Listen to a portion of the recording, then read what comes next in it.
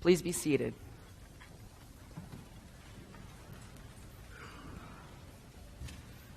The parable tells of a taxman and a Pharisee who walk to the temple to pray. While the Pharisee is seen as an ideal follower of God who fasts and donates his income, he sees himself above others and even seems to glorify himself.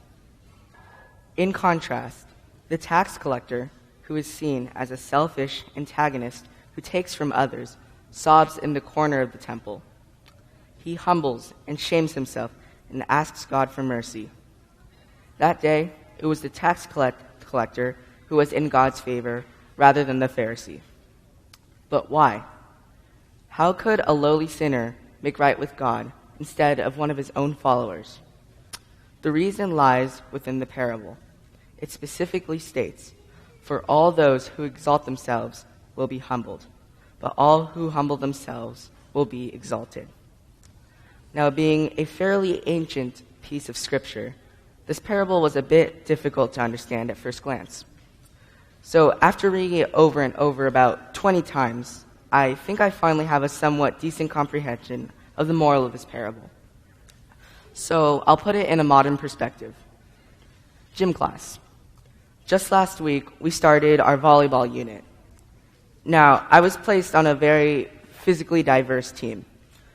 One kid saw himself as the carrier or MVP of the team. He's tall, fast, and unlike everyone else on the team, can actually play volleyball. However, there was another boy on our team. He's kind of short, quiet, and isn't really someone you would call an athlete.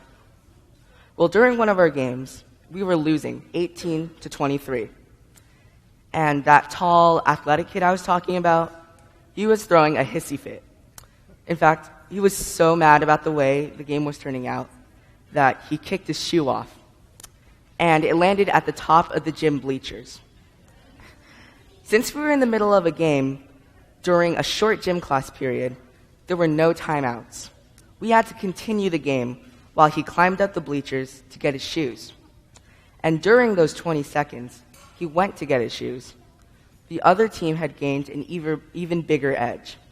Because that one athletic kid and his ego flipped out, it cost the rest of the team. Now let's take it back to the non-athletic kid. After a rotation, it was his turn to serve.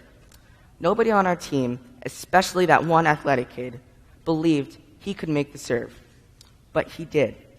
And not only that, he ended up winning us the game. While the big shot athlete threw a fit and put the entire team in danger, the humbled, non-athletic boy was able to turn the tables and grant us our first win. He didn't need height or athleticism to earn the favor of the team. In the end, this non-athletic kid turned out to be our MVP. This is a true story, by the way. So what's the moral of all of this?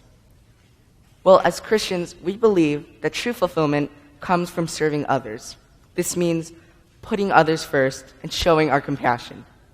But it also means humbling ourselves and not glorifying ourselves above others, for it is not our place or position to judge. Switching back to the parable, it was not right for the Pharisee to exalt himself above the common folk. For doing this, he did not earn God's favor. However, the tax collector, despite his sinful reputation, made right with God. For he knew he was a sinner and repented. As Jesus once said, if you walk around with your nose in the air, you're going to end up flat on your face. But if you're content to be simply yourself, you will become more than yourself.